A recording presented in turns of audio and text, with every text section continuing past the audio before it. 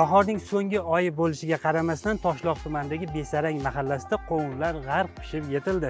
Hududdagi qariyb 400 taga yaqin xonadonda ayni kunlarda dehqonlar tomonidan, tomorqachilar tomonidan qovun yig'ishtirib olish ishlari jadal davom etmoqda.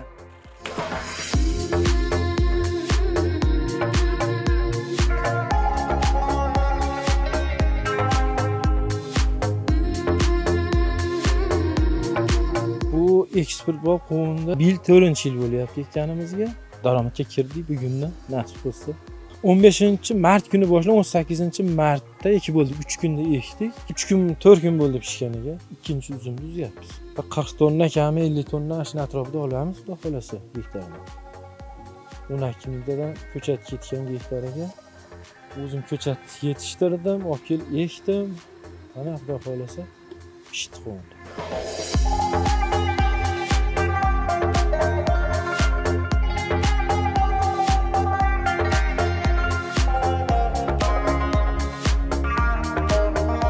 Bozor 3 kun bo'ldi-da.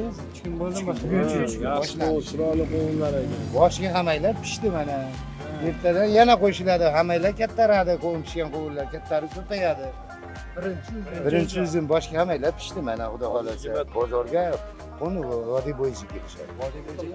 Andijon, Qo'qon, Namangan, Qirg'izdan keladi. Vadildan keladi. Vadil avval vodiy bo'yicha-da.